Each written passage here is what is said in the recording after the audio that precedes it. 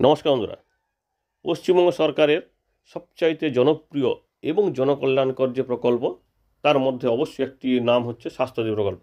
যে প্রকল্পে 5 লক্ষ টাকা পর্যন্ত চিকিৎসার খরচ পাওয়া যায় রাজ্য সরকারের পক্ষ থেকে দেশের রাজ্যের কোটি কোটি মানুষকে। তো সেই প্রকল্প কি এবার বন্ধ হতে চলেছে?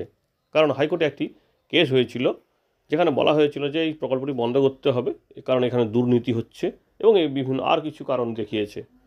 তো তার পরিপ্রেক্ষিতে হাইকোর্টের পক্ষ থেকে রাজ্য সরকারকে কী নির্দেশ দেওয়া হয়েছে বা এটা কবে বন্ধ করতে হবে সেই বিষয়টি কিন্তু আমরা আজকে দেখে নেব। কারণ স্বাস্থ্যসাথী প্রকল্প আমাদের রাজ্যের মুখ্যমন্ত্রী মাননীয় মমতা ব্যানার্জির স্বপ্নের প্রকল্প, যেটা কিন্তু 2016 সালে চালু করা হয়েছিল। সেই প্রকল্পের বন্ধ করা নিয়ে যদি হাইকোর্টে কেস হয় তো সেক্ষেত্রে সেটা কিন্তু অবশ্যই গুরুত্বপূর্ণ বিষয়। দেখুন, আপনার সঙ্গে যে খবরটি শেয়ার করছি এটা দেখুন নিউজ 18 চ্যানেলের একটি স্ক্রিনশট, যেখানে বলা হয়েছে স্বাস্থ্যসাথী প্রকল্প কি বাতিল হবে, শুনে হাইকোর্ট কি বলল।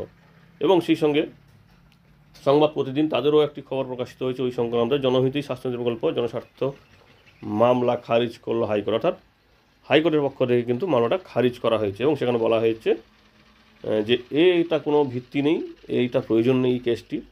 এখানে দেখুন নিউজ 18 সঙ্গে সঙ্গে এবং সংবাদ প্রতিদিন এবং সেই সঙ্গে 24 ঘন্টা তাদেরও একটি স্ক্রিনশট আপনার সঙ্গে শেয়ার করলাম। তো মোটামুটি এইরকম বিভিন্ন চ্যানেলে প্রকাশিত হয়েছে খবরটি যে স্বাস্থ্যসাথী প্রকল্প বন্ধ করা হবে না। কারণ হাইকোর্টের পক্ষ থেকে বলা হচ্ছে যে এটা একটি সম্পূর্ণ জনস্বার্থকর, অর্থাৎ জনস্বার্থে সম্পূর্ণরূপে প্রকল্পটি ব্যবহার হয়, যেখানে 5 লক্ষ টাকা পর্যন্ত মানুষ চিকিৎসার খরচ পায়। তো স্বাভাবিক এটা বন্ধ করার কোনো প্রয়োজনতা নেই। তাই এই কেসটি কিন্তু খারিজ করে দিয়েছে হাইকোর্ট। কারণ 2021 সালে এই কেসটি করেছিলেন চিকিৎসক কুণাল সাহা এবং ওনার সংগঠন, যেটাকে স্বেচ্ছাসেবী সংগঠন বলা হয়, তারাই কিন্তু এই কেসটি করেছিল। সেখানে বলা হয়েছে যে স্বাস্থ্যসাথী প্রকল্প সম্পূর্ণ সরকারি সিদ্ধান্ত, সরকারের নির্দিষ্ট নীতি পলিসি মেনে এই প্রকল্প চালু করা হয়েছে। আদালত এই বিষয়ে কোনো হস্তক্ষেপ করবে না এবং প্রয়োজনে বলা হয়েছে কী করতে হবে যদি এরকম কিছু দুর্নীতি হয় তো সেক্ষেত্রে কী করতে হবে বা কোনো সমস্যা হলে কী করতে হবে বলেছে। স্থানীয় বিধায়ক বা সাংসদদের সঙ্গে যোগাযোগ করতে বলা হয়েছে এই বিষয়ে। হাইকোর্টের যে প্রধান বিচারপতি মাননীয় TS শিবজ্ঞামন উনি বলেছেন কোনো সমস্যা হলে স্থানীয় বিধায়ক বা সাংসদের সঙ্গে যোগাযোগ করতে, যাতে এর কোনো সমস্যা থাকলে সেটা সমাধান করা যায়।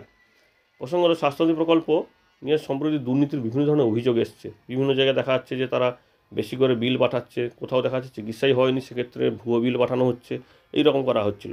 তো সেক্ষেত্রে রাজ্য সরকার বলেছে এই বেনিয়ম ঠেকাতে তারা কৃত্রিম বুদ্ধিমত্তার সাহায্য নিচ্ছে। কীভাবে? একটি স্বাস্থ্যসাথী অ্যাপে জিও ট্যাগিং করা হবে, যার মাধ্যমে রোগীর কখন পরিষেবা শুরু হচ্ছে কখন শেষ হচ্ছে সব তথ্য কিন্তু ওইখানে থাকবে এবং এর জন্য ওই জিও ট্যাগিং ব্যবস্থা করা হবে, যেটাকে কৃত্রিম বুদ্ধিমত্তার মাধ্যমে বা AI প্রযুক্তির মাধ্যমে কিন্তু নিয়ন্ত্রণ করা হবে। আসলে রোগীর পরিষেবার জন্য যে টাকা দেওয়া হয় সেটা কিন্তু দুর্নীতি হচ্ছে বা অপব্যয় হচ্ছে বলে সরকারের কাছে খবর আছে। তো তাই রাজ্য সরকার এই বিষয়ে কিন্তু কড়া হতে চলেছে এবং সেই সঙ্গে এবার থেকে টাকা পেতে হলে কিন্তু তথ্য ভেরিফিকেশান হবে এবং আপনারা জানেন বিভিন্ন সময় কিন্তু এর সঙ্গে বিভিন্ন ধরনের নির্দেশিকা দিয়েও থাকে যে এটা কি করতে হবে। তো যাই হোক, আপাতত স্বস্তির খবর যে হাইকোর্ট এই বিষয়ে কোনো হস্তক্ষেপ করলো না। স্বাস্থ্যসাথী প্রকল্প যেমন আছে সেই রকমই কিন্তু চালু থাকবে। অর্থাৎ রাজ্য সরকার বা মাননীয় মুখ্যমন্ত্রীর স্বপ্নের প্রকল্প কিন্তু আবার একবার আইনি সিলমোহর পড়ে গেল।